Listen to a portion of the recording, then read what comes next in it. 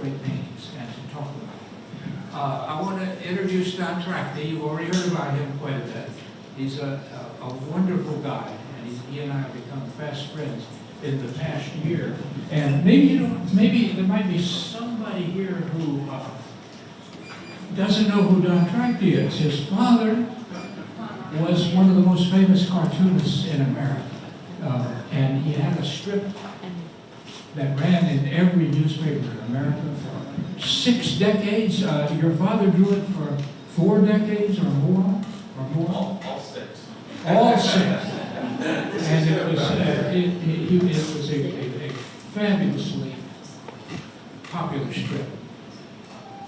And Don became a member of what became known as the Arlington Group, a group of artists and illustrators, cartoonists, writers, up in the little small village in Vermont, Arlington, Vermont. And that is a great story just in itself. One of the unusual and dramatic features that came out of that group was the event that took place, and we're not here to talk about this afternoon, but it's a fascinating story, and some of you have read about it and seen television films about it. Don's father, sort of secretly on his own, began developing his own skills as a painter in oils, in addition to being a wonderful cartoonist. And without telling anyone, he painted the marvelous painting that you see there on the left, in the left background. A exact size, exact everything replica of one of Norman Rockwell's most famous paintings. He didn't take one of the easy ones, he took one of the tough ones. And for 3 years that painting fooled everybody in the art world, to the great pleasure of, I suspect, Don's father, and to the later discomfiture of the experts and the authorities. And it was exhibited all over Kingdom Come and reproduced in all of the scholarly art journals, and great museums printed it on the cover of their annual report. It was, I am making a claim in a little book I've just written on the subject. I'm making the claim, Don, that it was the most successful bit of art deception in all of art history. That's the claim I'm making. Now, that may be going a little bit too far, but it's true. And last year, the museum here, Judy and Don working together, put together this fascinating show called Secrets Behind the Wall. And now it's touring the country and appearing in other museums. Now, in order to talk about the 10 greatest illustrations, we're going to have to use a term that you're going to hear quite a bit from me and also here at the museum, the golden age of American illustration. Norman Rockwell, in his autobiography, he talks about he and his fellow artists, they dreamed of bringing back the golden age of American illustration. What did they mean? Here's what they meant. Let me show you what they meant. Now, this is a complicated timeline. And we're talking about one of the most important periods. This is on the timeline there is about 70 years. And it includes, among other things, thank you so much, it includes, among other things, the 2 world wars. But the 2 world wars, as breathtaking as they were not as important, not nearly, as 2 other facts. They're the facts that made the difference in our story. Over there on the left, in the early days of the 20th century, the invention of multicolor review printing. I'll tell you just what that means in just a moment. And then over here on the left, it brought an end to our great story, the advent of television. In between those high points was the heyday of illustration. Now, what you're looking at there is a picture of the very first photo engraving camera. Now, maybe the printing press was the most important invention of all time, or maybe the computer was, or maybe maybe the automobile. But in our field, in the field of painting and illustration, that machine right there, the photo engraving camera, here's what it did for you. Before this came along, if you were John Sanden Sargent, you wanted to include one of your paintings in a book or an article in a magazine, you had to have one of your artist friends come in and sit at an easel in front of your painting and make his own copy of it on an engraving panel. And it might or might not look like the painting you did, and it would only be in black and white. And it's your artist friend's interpretation.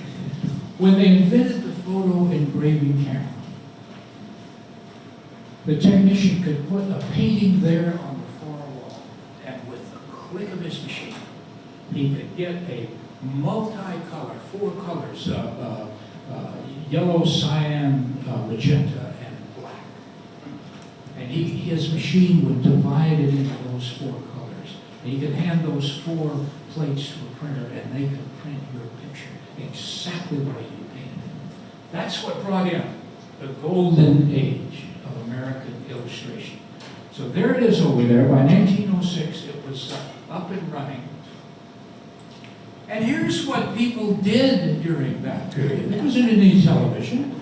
They didn't sit and look at a screen. In the evening, they sat and they read magazines in the home, or books. You went out to the movies maybe, once a week if you were, But you sat and read magazines, and there were hundreds of them. Hundreds of magazines, all of them illustrated, and here's a selection of some of the most popular, all illustrated by the same artist. And it was the heyday of the illustrated magazine. And the result of this, there was the most, by far, of course, the most influential magazine, the Saturday Evening Post, read by everybody. And the men and the women that wrote and illustrated for the Saturday Evening Post, they were the celebrities of the day. They were if you'd had Access Hollywood, they would be the ones on Access Hollywood. They were the celebrities. I'm going to show you what I mean about that in a moment. And the Saturday Evening Post had a famous editor named George Lawton. And there are his dates that he served, 1899 to 1937, there was his publisher, Cyrus Curtis. And so I've added George Horace Lorimer's editorship there across the bottom.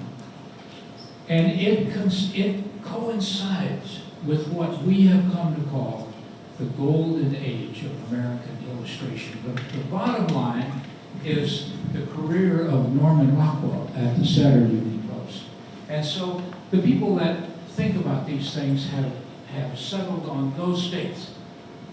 1895, just before the end of the century, to 1930.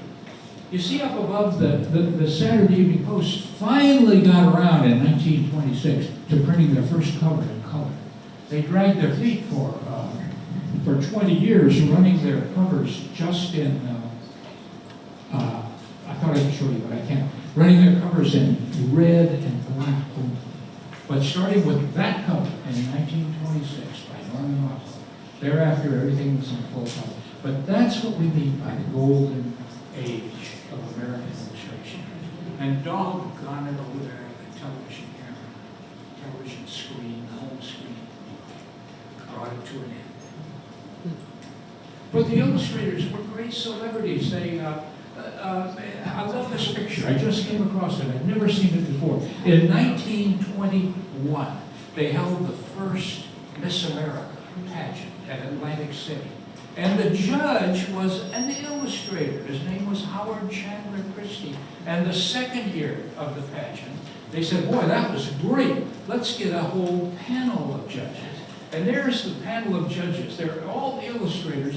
Judy, I don't know who they are, frankly. I know that over there on the right are Howard Chandler Christie and Norman Rockwell.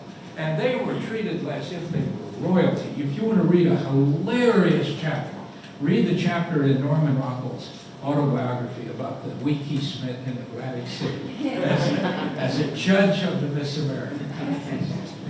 The poor guy didn't have a chance. Howard Chandler Christie just left him in the shadows, and what he did. But the illustrators were, they hung out with movie stars. James Montgomery Flagg, who had a real knack for publicity. Look at the people he hung out with. Here he is with John Barrymore and Marlena Dietrich. Jane Russell, mind you.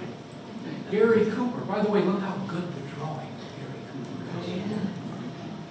And the illustrators came and went at the White House the way, the way sports stars do now. There's James Montgomery Flagg with the president and the vice president of the United States. All right, and the illustrators were more than just celebrities. They had an influence over what people did, what the general public did. Nobody more so than Charles Stayner Gibson. Now, Charles Stayner Gibson is one of the stars of the museum in which you are. And everywhere you are going to see his great painting, his drawings mostly. Charles Stayner Gibson drew for most of his career with an ink and India ink and a very flexible pen. And his drawings were magnificent. And every young woman in America wanted to look like Gibson. The clothes that appeared in his drawings were the clothes that women purchased and wore. And he had an amazing effect on the fashion for, maybe 20 years or so. I wanted to check with the list of the Society of Illustrators to make sure. Now, can I go backwards? Yeah. Here is the Society of Illustrators. But I want to mention one man. I want to get on record with one man. I showed you George Horace Lorimer, the art director of the Saturday Evening Post for a very long time. There were his dates at the Post. 43 to 62 was a wonderful man named Kenneth Stewart. And he was an artist himself, and he had a great deal to do with many of the paintings that you see here in this museum. When the Post began to decline in 1962, he left the Post and switched over to the Reader's Digest magazine. And that was where I knew him. He called me up one day at my studio in Minnesota. He had a job he wanted me to do. Judy Cutler, he told me that every illustrator in New York had just turned him down on this manuscript. And that morning, John Falter had just turned him down. And he was desperate. And I had just mailed to him a brochure of my little black and white pictures. And he had a job for me. And I worked for him for 6 years. I loved every minute of it. He was a wonderful man. I've kept a record of it. I did 85 jobs for Kenneth Stewart. And he had a beautiful office in New York in the Pan Am building, directly over Grand Central Station. And he had wonderful originals, like you see here in this museum. He had them in his office. And he would insist that he said, you can't appreciate a painting until you've held it in your hands. And he would ask me to reach for a Norman Rockwell and take it off the wall and say, just hold it for a few minutes. And I did that. He was a wonderful man. All right, I want to show you the 10 artists that we're going to look at. In contrast to that list of 10 portrait painters, where nobody agreed with me, I think you would all agree on this list of 9. I'm not going to show you a single artist that you would disagree with until we get to number 10. And there's going to be a terrific squabble over number 10. Okay, we're going to start with the great Norman Rockwell. Okay? Right next to him, we're going to have James Montgomery Flagg, that we've already talked about. And next to him, the great Charles Stayner Gibson. Who would quarrel with those names? Those are the names anybody would put on a list.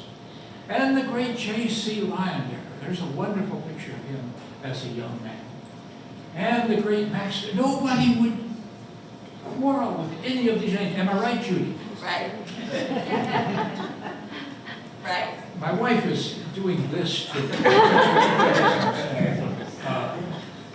Howard Sanden, who I've already told you about. The great Howard Pyle. Aren't we fortunate? There's an entire exhibit down the hall here devoted to the father of American illustration, Howard Pyle. The great Dean Cornwell, the dean of illustrators. One of the greatest artists that ever touched brush canvas. And then number 9, the giant on a hilltop, N.C. Wiley. Okay, I'm in pretty good shape so far, aren't I, Judy? Judy's nodding her head. Nobody's going to bore with this list. But how about number 10? I'm getting into deep water. Here, now look, I checked my 9. I checked my 9 against the Society of Illustrators Hall of Fame. You see, there they are. They're all on the list. Just for interest, look who the first 2 that they inducted were. Isn't that interesting? But there's our 9. Well, what about number 10? Who's that going to be? This part was easy. Who's going to be number 10? So right here, right in your presence, in the next 3 minutes, I'm going to conduct a little competition, a little mini competition for the 10th greatest illustrator. And that's where you're going to be. There's going to be people raising their hands. Who would it be? Who would it be? Judy is raising her hand, but I know who you're going to. You were going to nominate John Falter, weren't you? Yes. All right. I knew she would. That's not the one I picked. The great John Falter. You're going to see Saturday Evening Post cover artists. You're going to see his work all through this museum. Don Trachte's father. Don is here. Don Trachte's father bought his house in Arlington, Vermont from Maid Schaefer. He was one of the great illustrators. Am I right? I'm on safe ground. Okay. I have a dog in the fight. My instructor at the Art Students League was a student of Walter Biggs. So he's on our list. Judy, Haddon Sundblom is a natural. When I show you his work in a moment, you're going to realize everybody in the room knows who Haddon Sundblom is. Just think Santa Claus and Coca-Cola in just a moment. Now, you're going to say, who? Harry who? Haddon Sundblom, the great Chicago artist up there at number 4, had a whole army of disciples, and they all painted almost as brilliantly as he did. But none of the disciples painted more brilliantly than a man named Harry Anderson. I'll show you his work. The great Albert Dorn, who created the famous artist school and taught so many aspiring young illustrators. Robert Fawcett, the illustrator's illustrator. He could draw like Michelangelo. And the king of glamour, the king of the romantic boy-girl illustrations that were so in demand in those days, the great John Whitcomb. I'm going to tell you a little John Whitcomb story in a moment. See, we have to have and there are so many, Judy. Judy we could show Violet Oakley. There are others that we could include.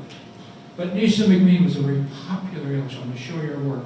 You'll see why I'm including it. And finally, a name you may not know at all, man who painted beautiful, soft watercolors that all the art directors. Let me show you their paintings. Paintings will speak more powerfully than their pictures. Now there's a wonderful example of John Falter.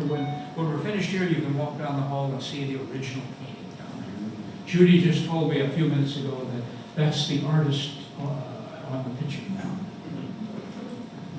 The great Mead Schaefer was famous for dramatic, powerful, very masculine pictures, such as this cover for the Saturday Evening Post. He did, during the Second World War, he painted many wonderfully graphic pictures of the heroes of our armed forces. Now, I told you, Walter Biggs, he's not a famous name, but he was famous among the art directors. And he painted in this beautiful, lyrical, that's painted in watercolor, with opaque white for the artists in the room. Opaque white and transparent watercolor. And they were poetic and evocative and delicious. Now, I told you you'd recognize Haddon Sundblom when I showed it to you. He made what we think of as Santa Claus is the way Haddon Sundblom portrayed him. But among the hundreds of thousands of beautiful paintings that he did, I wanted you to see this advertising painting for Cashmere Bouquet. What was that? That's so awesome. Yeah. This may be, Miss Judy, this may be one of the most beautiful advertising paintings ever created. At least in my book it is. It's just exquisitely beautiful. Now, I told you we had many disciples. Harry Anderson was one of his disciples. And I'm going to show you some more of Harry's paintings. I met Harry, Judy, when he was in his 90s. He lived in Ridgefield, Connecticut, where I live. And when we first moved there, a young artist who I knew took me over and said, "Would you like to meet Harry Anderson?" Well, it was like, he might as well have said, "Would you like to meet Maxfield Parrish?" And we went over there. He was 96. He was wearing bib overalls, and he was out working in the front yard. He said, "I don't paint anymore. I work in the garden." And he took us to his studio. We saw pictures like this. But I saw this painting at the New York World's Fair in 1964. It was in the Mormon Church Pavilion. And it was about 30 feet wide, a great oiled masterpiece on canvas. And it just knocked me off my feet. I thought, my goodness, can you paint like that? I was just stunned by it. A great masterpiece. Okay, and next, Albert Dorn. Albert Dorn, the rascal, is painted in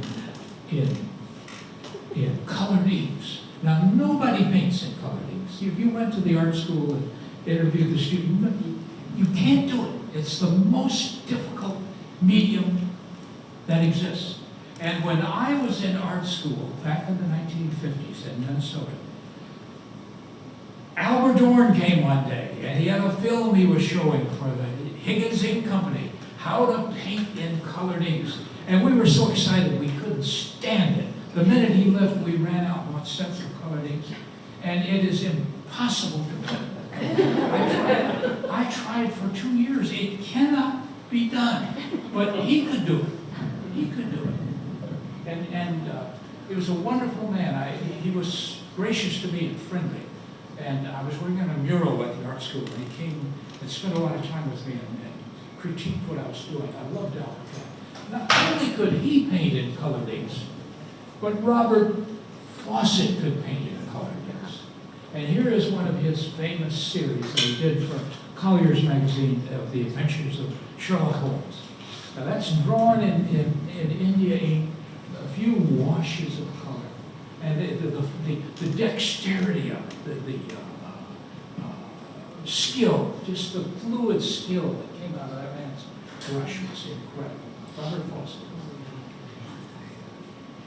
Nobody could compete with John Whitcomb in the glamour department. He had it all locked up to himself. Judy, I want to tell one quick story. When I first came to New York in 1970, I ran over and joined the Society of Illustrators. And it was such a great thrill to be there.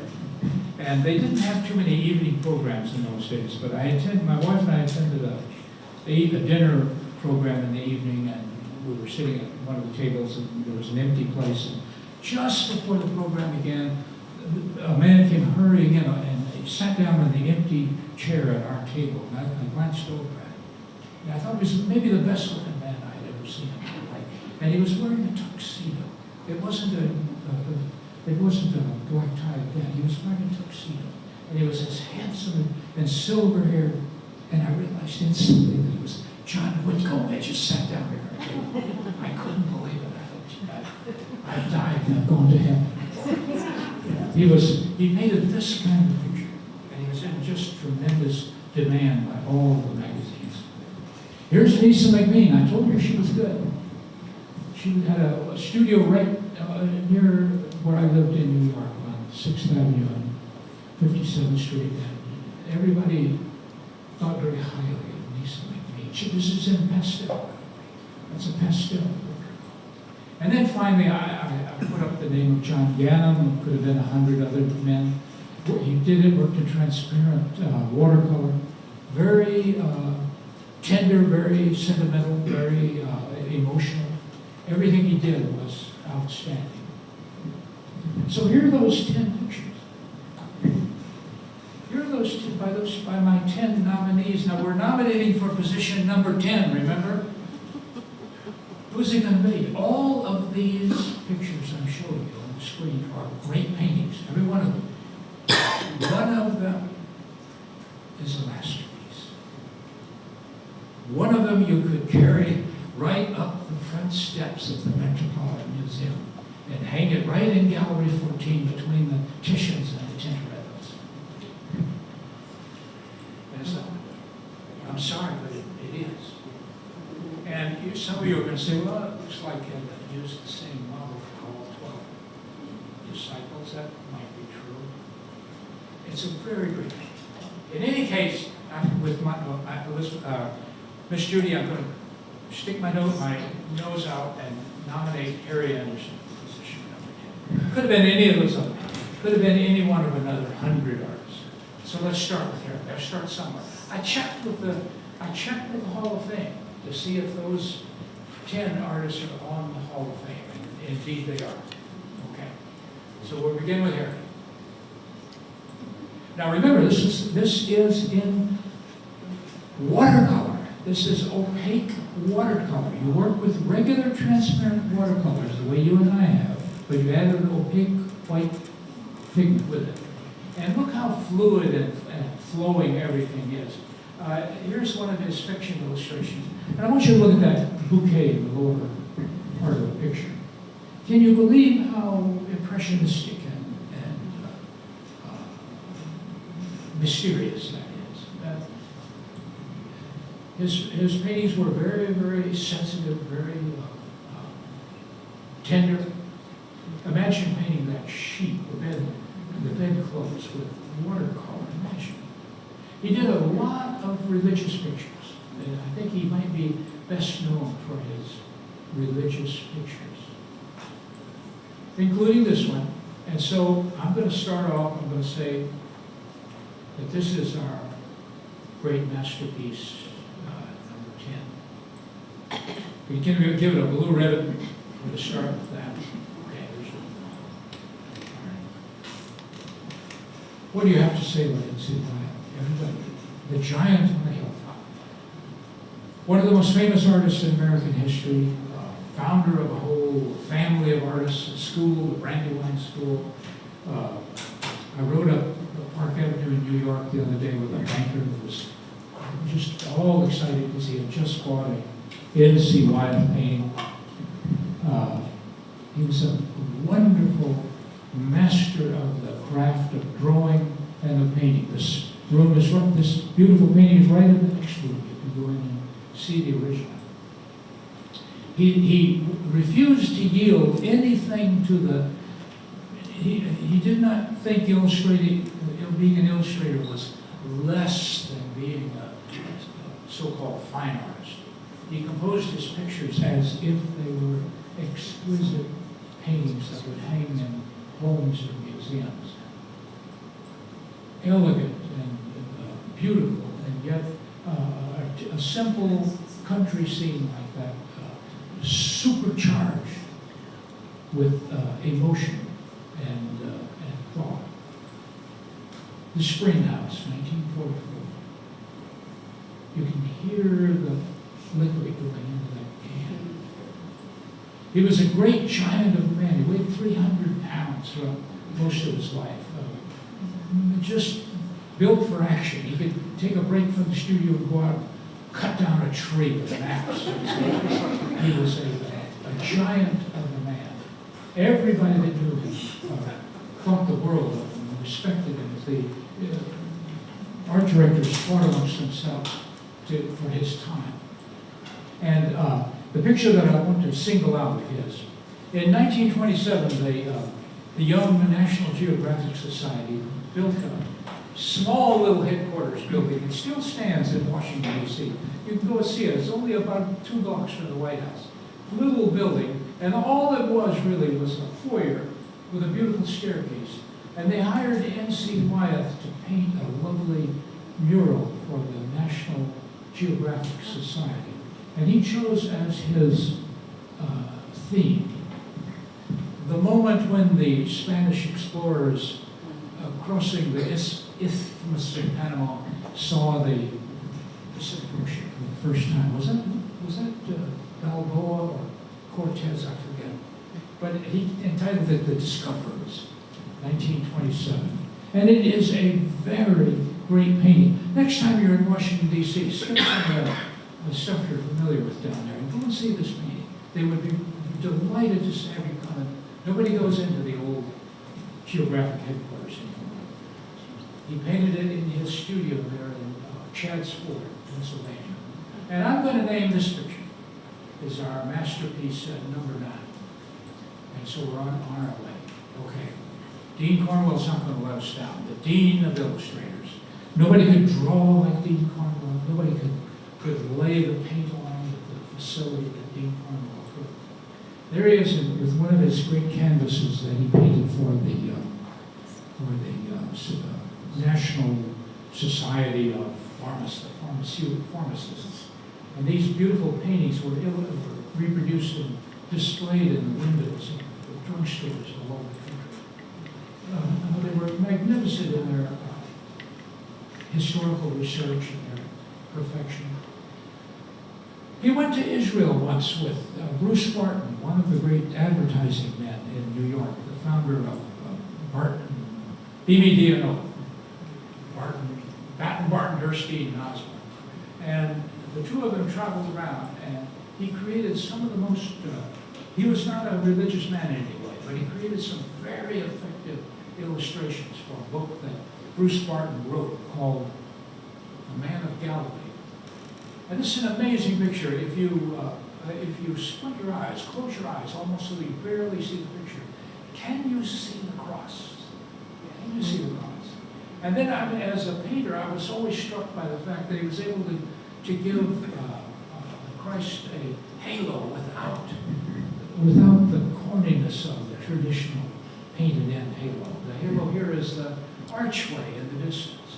I always thought it was a very effective piece of religious art by a non-religious man.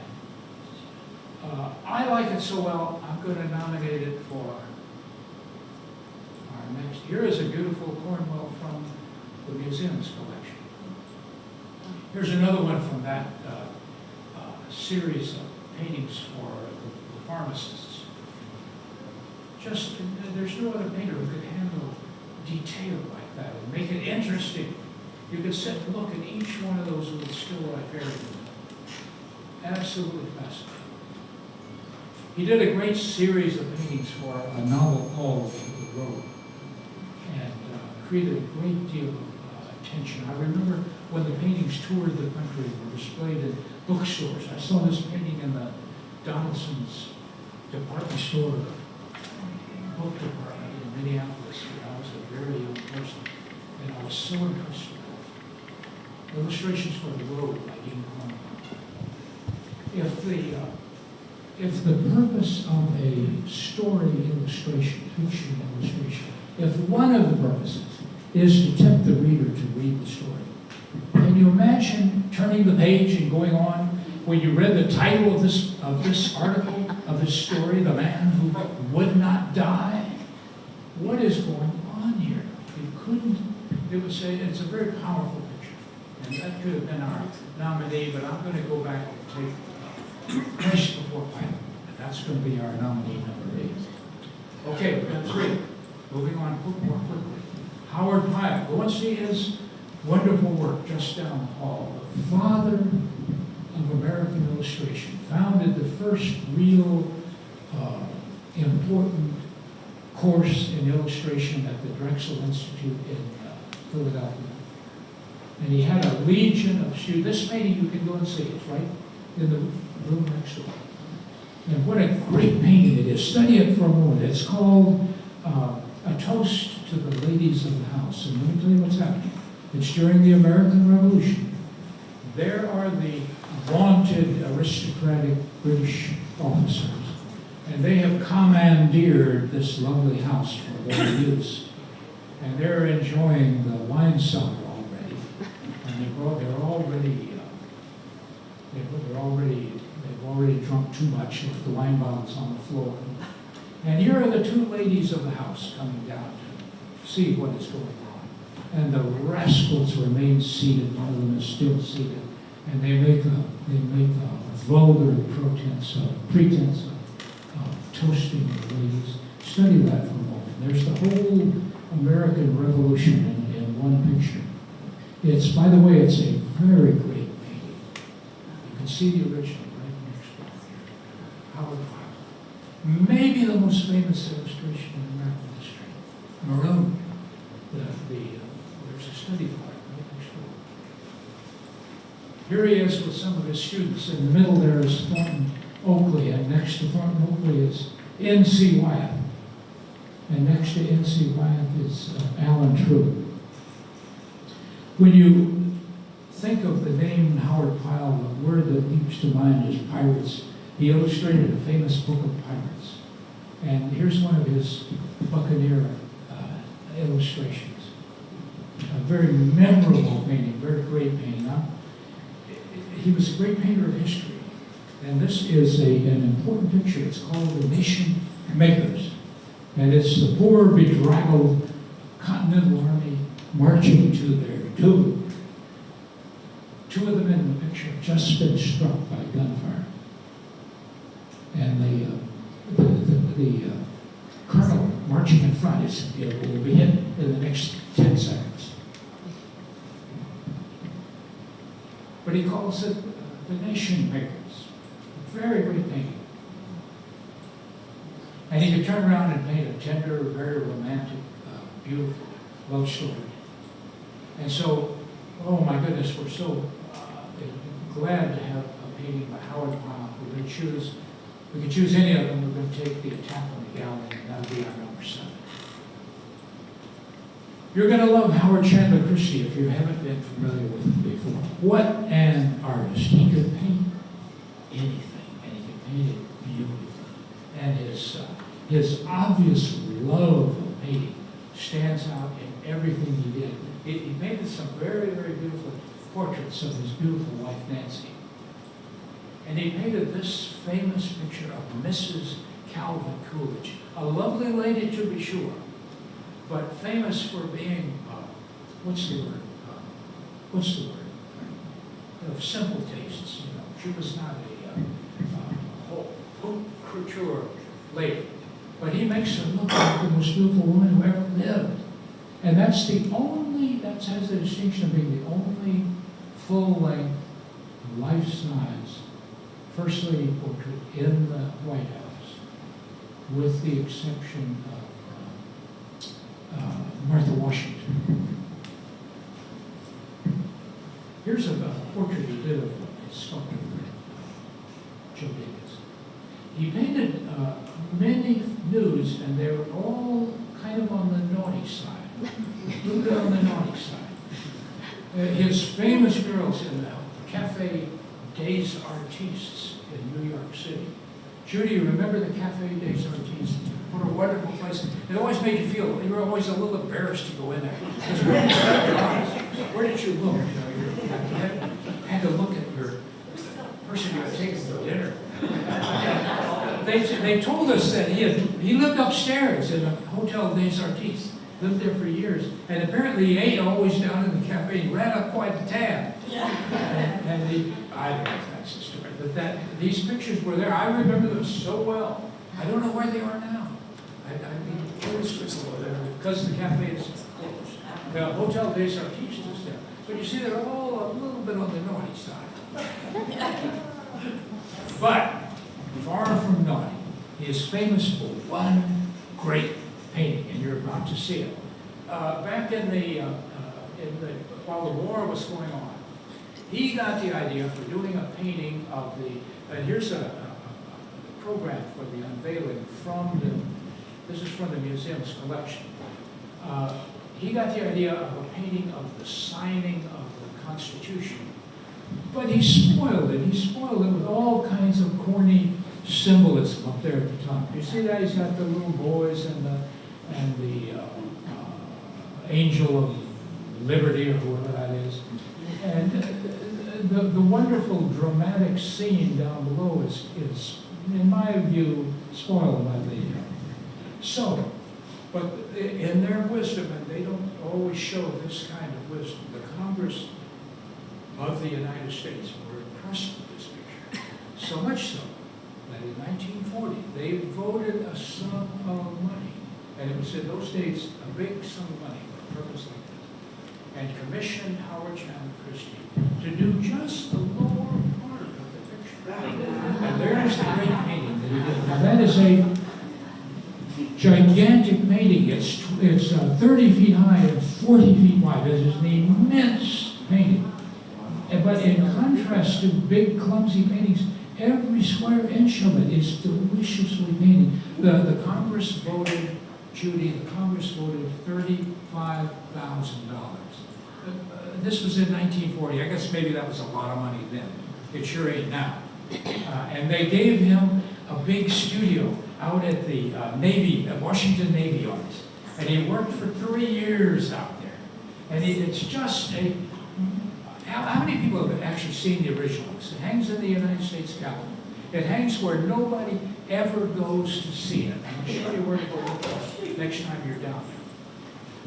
Now there's a close-up. That, ladies and gentlemen, that's as great as painting gets. The man signing at the desk. There is, in my book, as far as painting, there isn't anything out beyond that. Look at the figure of Washington.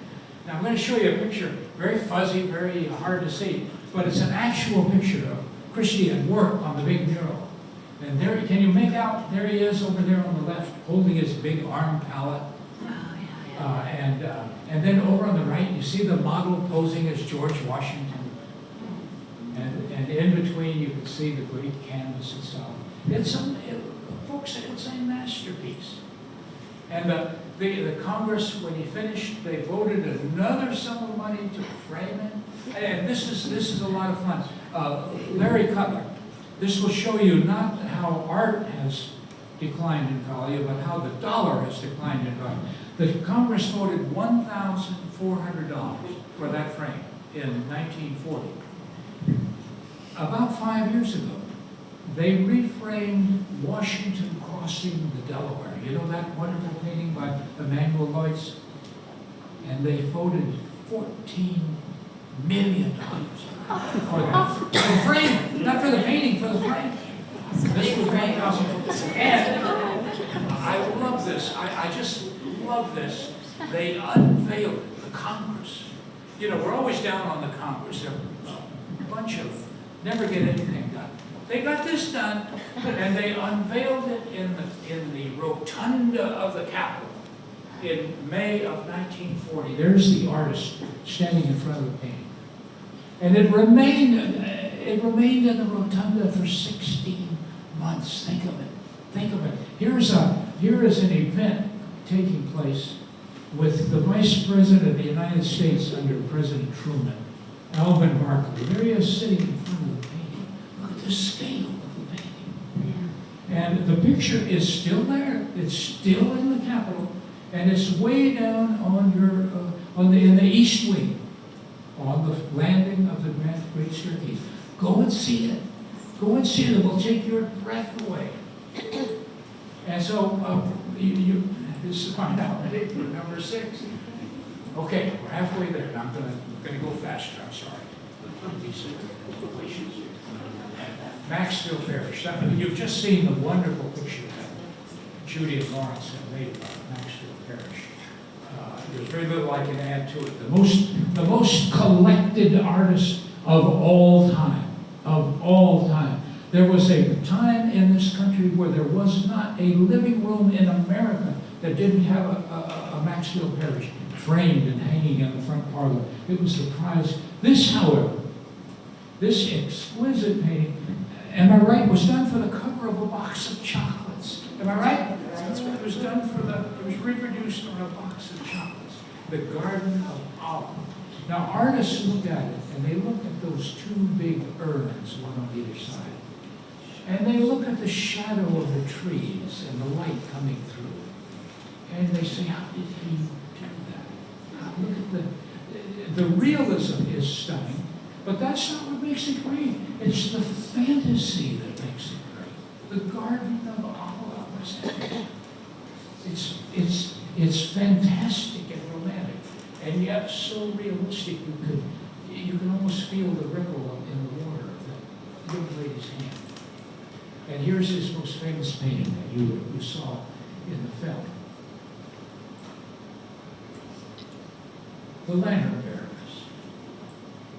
And this magnificent masterpiece is right down the hall, not 30 yards from there. This way. This way. 30 yards. One of the great masterpieces in the history of painting. We saw a few minutes ago the young lady playing the musicians in the left-hand corner, and the lady down the young girl in the lower left corner is playing the lute. And in the glass case displayed in front of the painting is the actual lute that Maxfield Parrish made for the model to hold as he painted her. It's just such an exquisite painting. For years and years and years, he painted an annual landscape for the Brown and Bigelow Calendar Company out in Minnesota, and they were so popular with so many people. But we're going to go back to his famous Garden of Allah, and we're going to nominate it as our masterpiece number 5. We're going to move quickly along with 4 to go. There are very few artists in history, illustrator or non-illustrator, very few artists who had the kind of influence that this man did. He was the most famous illustrator of his day. And every illustrator in America dreamed of being J.C. Leyendecker. And amongst the army of young artists that had that dream was Norman Rockwell. And Rockwell patterned his life after him. He tried to buy clothes like J.C. Leyendecker wore, and he tried to paint like J.C. Leyendecker. And everything, when you look back at their careers, it's incredible. When it was all over, Norman Rockwell had painted 322 covers for the Saturday Evening Post. But J.C. Leyendecker had painted 323. He was a very great artist. And his most famous series was his famous Arrow color ads. They told a whole generation of American men how to dress. You weren't dressed unless you had an Arrow shirt with an Arrow collar. And the men were so handsome and the women were so beautiful. And it was painted with such surprising ease. It made it look easy. This beautiful portrait is here in the middle. A cover for the Saturday Evening Post. My wife, a little bit earlier today, she said, "Wow," she said, "makes everything look like it's shiny like plastic." He did kind of. Everything, including Washington's nose, which is unusually shiny, his epaulets, which are unusually shiny. Everything, and his wig, it's maybe a little bit on the shiny. That's the way he loved to do it. But look at this next post cover of Abraham Lincoln. That may be one of the greatest magazine covers ever created. It's just magnificent. Those big, wide brush strokes. He knew exactly what he wanted to do, what he wanted it to look like. Every New Year's Day for decades, the Post would run one of his New Year's babies. They were collected. People would have stacks of New Year's issues of the Saturday Evening Post. This painting is here in the museum. If you want to, if there are artists in the room, go down and stand in front of this painting for 15 minutes and study the way he painted that horn, that beautiful golden horn. It would just make you want to quit painting. It didn't make you want to quit, it make you want to go back and do all much better. kiss of glory. His advertising illustrations, the art directors fought for his time. Famous for their colors. His skill with the brush was out of this world. So which one are we going to pick? It has to be one of the Arrow collar. It has to be one of the Arrow collar ads. This is our masterpiece number 4. We have 3 more awards to hold on. 3 more awards to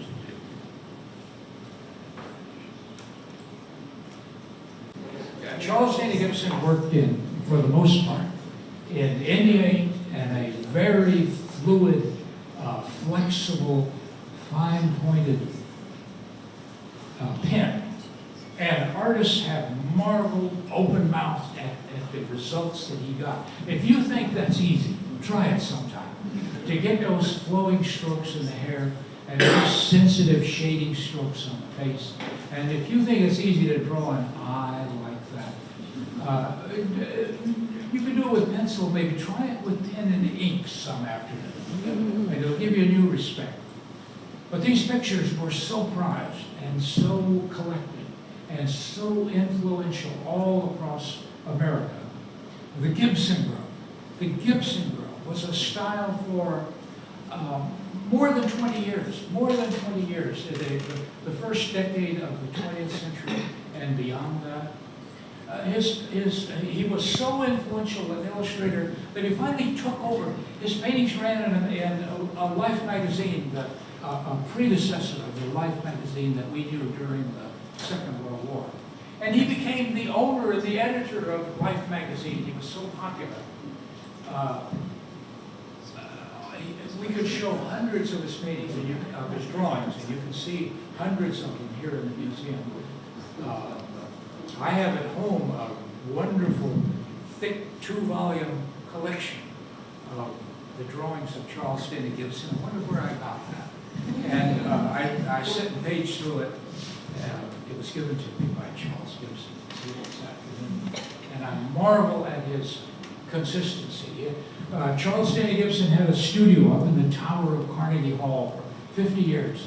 And from that studio, he dominated the world of illustration. He was the founder of one of the founders of the Society of Illustrators, its first president for many years. His influence over the art of illustration is beyond exaggerating. If you want to read something that will make your hair stand on end, sometimes take down your copy of Norman Rockwell's autobiography and read what he has to say about Charles Stanley Gibson. He worshipped him. And one night, Charles Stanley Gibson came to New Rochelle to hold a fundraising dinner. And all of the important illustrators of New Rochelle were there for the dinner. And the most important sat at the dais at the head table along with Charles Stanley Gibson. And Norman Rockwell was about 23 years old. And he got selected to sit at the dais with Gibson. And he tells about it. He bought a special table, invited all of his friends. And he spent the afternoon, I'm talking about Norman Rockwell, spent the afternoon practicing his bow. When Gibson would introduce him, he was going to stand and bow this way, and then this way, and then. Well, Gibson, when the time came, here's the great Charles Stanley Gibson, the president of the Society of Illustrators, introducing the illustrators at the table, one by one. Frederick Remington stood up to the bow. Coles Phillips stood up to the bow. He's going down the table, and he introduced the man next to Norman Rockwell. And then he introduced the man on the other side. And the artist quickly scribbled a note and sent it up to Charles Stanley Gibson and said, you missed Norman Rockwell. And Gibson said, I missed who? And the next day, Charles Stanley Gibson called him from New York and was so apologetic. He said, he was so sorry he didn't understand. But if you want to read that story, he was a very great man, a very influential artist. And this is one of his most famous drawings, if not the most famous. the greatest game in the world, Gizmo. Now, Charlie, I'm going to show some paintings now that you may not have seen. Toward the end of his career, after all these decades of dominating American illustration in black and white, he decided he wanted to become a painter. And he did. He worked really hard at it. And here are some examples I'm going to show you. When he switched over to painting in the very latter part of his life, you can see what he had in mind. You can see that he wanted to be impressionistic and bold and brushstroke, and kind of along, if the artist in the room, along the lines of Robert Henry, a little bit of that sort of thing. It didn't have the mastery that his painting had. It's fine, it's lovely, and he must have been puzzled as to what was missing from these pictures. They're lovely, they are lovely. They didn't quite match, well, not quite is not the word, they didn't match the mastery of the pen and ink drawings. Judy, I think you have this picture, don't you? It's a portrait of his daughter, a lovely portrait of his daughter. And I bet you he painted that thing in an hour. I bet you. I bet you he banged that thing. It's big, yeah, it's a big thing. Well, anyway, here's our nominee for number 3. One of his pen and ink drawings, one of his very unfortunate, the 3rd greatest example of American illustration art. We only have 2 to go. James Montgomery Flagg, the old rascal. He was such a showboater. He was a great artist. He had art in his fingertips. He could do anything. He could paint, he could draw. And one of the things he tried to do, one of the things he did do, was to emulate his great hero, Charles Dana Gibson. Now you can see the connection in the style. He was a Gibson aficionado, and some say just as good. Others say, oh, a long way from being as good. But look at his great skill. He could even capture the effect of the young lady's complexion and her face and her hand with just black strokes on white paper. It was an amazing skill. And I said a moment ago that nobody could do it like Gibson. Well, if anybody came as close, it was Flagg. Flagg did some great posters, and those I showed you a moment ago, some of his First World War posters. None of them were as famous as this. That may in fact be the most famous painting ever executed in America. There isn't anybody in the world who doesn't know what that picture is and what the man is saying. I want you for the United States Army. And Judy, it's done in watercolor, isn't it? The original is in watercolor. Where's the original? I've never seen it. In the government collection in Washington, their art collection. That's probably the most famous of all American illustrations. In any case, we're going to make it our masterpiece. We have 1 to go. Thank you for being so patient. Who else? The most beloved artist who ever lived. There he is at 25. And there he is at 65 in a picture I took myself. I was 23, 24, 25 years old. And he was 65. And he was as gracious and kind and friendly to me as you could imagine. That's the only picture I've ever seen of Norman Rockwell with that gadget attached to his easel. You see the gadget over there? You know what that is? That's an adjustable easel for holding the picture of whatever it is he was looking at.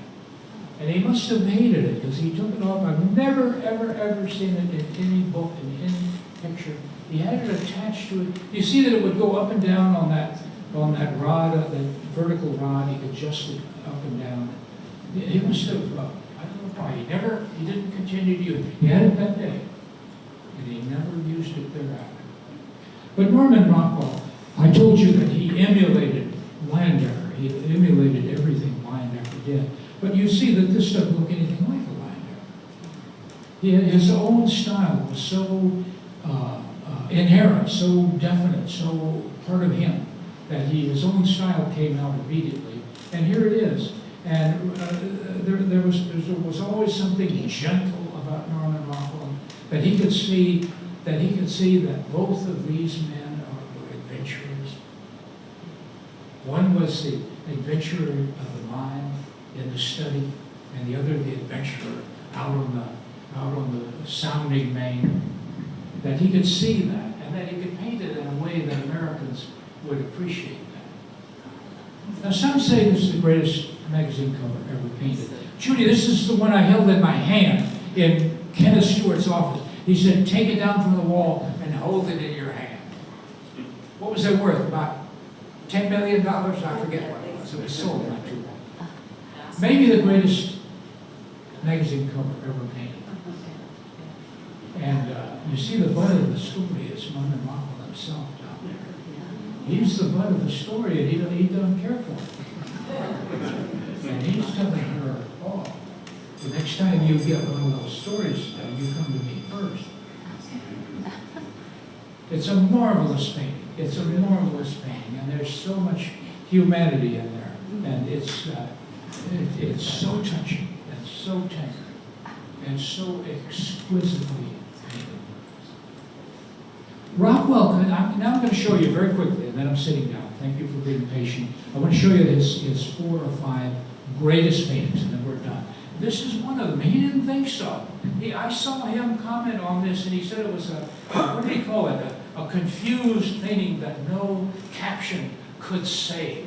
But I don't see anything confused about it. It's called The Long Shadow of Lincoln. And you see Abraham Lincoln up there in the upper left corner in bronze. And look at the people struggling up towards him. And the Army veteran, you can't really tell whether he's lost that leg or not. And how life goes on through all of this. People praying. It's a profound picture. It's a profound picture. It ran in the Saturday Evening Post. One of his greatest. When the GIs were coming home at the end of the World War, Rockwell painted some of his most touching pictures. Here's a scene in a garage in Arlington, Vermont. Don Trechty and I were in Arlington 2 weeks ago. And I am 100% certain that's Bob Benedict's garage. And if we went there, if we had gone there, those parts, those gasket liners, whatever you call them, hanging up there would have been hanging just like that.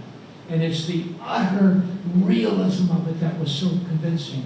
And yet that wasn't the point of it. It wasn't the micro-realism. The point was the heroism of the young man and how they admired him.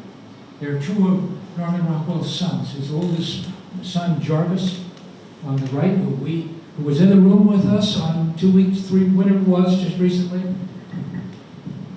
And his youngest son, Peter. A wonderful painting. And Rockwell always had to tell the complete story. Up there on the wall between the 2 windows is a yellowing newspaper saying, "Garageman, I hate you." So you know what the young man has been through. And now he's home and he's very modestly showing one of his trophies.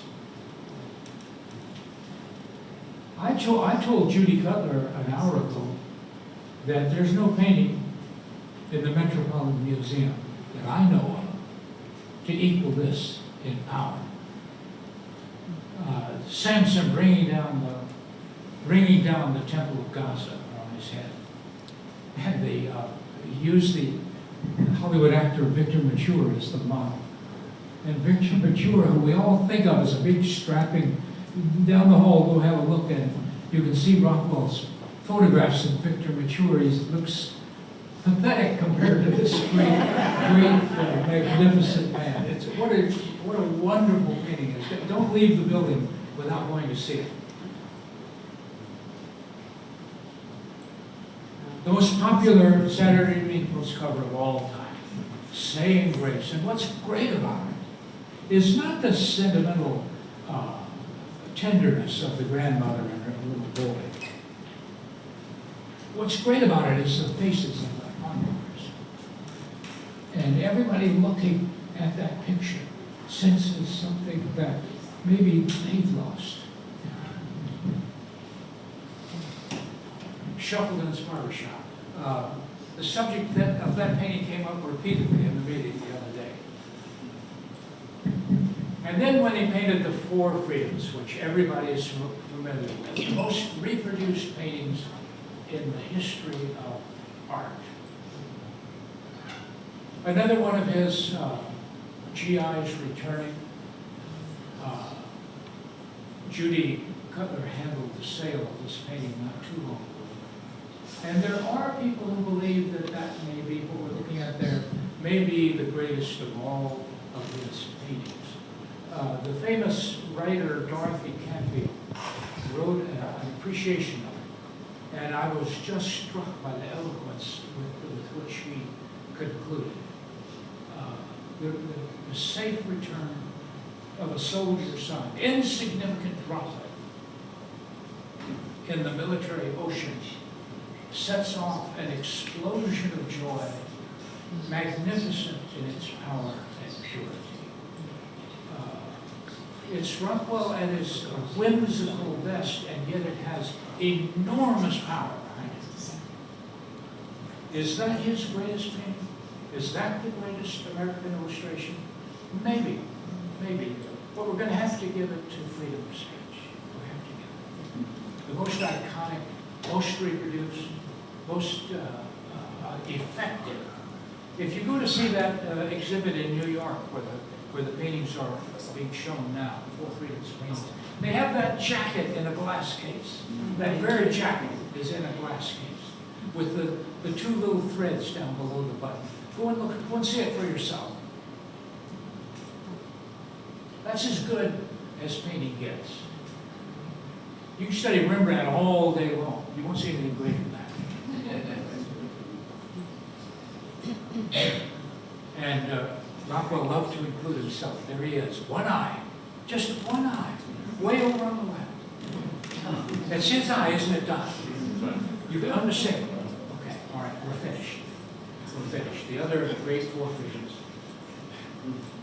The greatest masterpiece of American illustration art, Freedom of Speech by John Howard. Okay, and here's our paintings. Christ Anointing the Disciples by Harry Anderson. The Discoverers by N.C. Wyatt. Christ Before Pilate by Dean Cornwell. The Buccaneers by Howard Pyle. Signing of the Constitution by Howard Chandler Christie. The Garden of Allah by Maxfield Parrish. The Arrow Collar Man by J.C. Linebacker. The Greatest Move in the World, Greatest Game in the World, His Move by Charles Dana Gibson. I Want You for the United States Army by James Montgomery Flagg. And Freedom of Speech.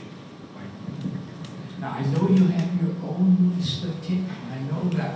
This is my list of 10. Thank you for being so patient.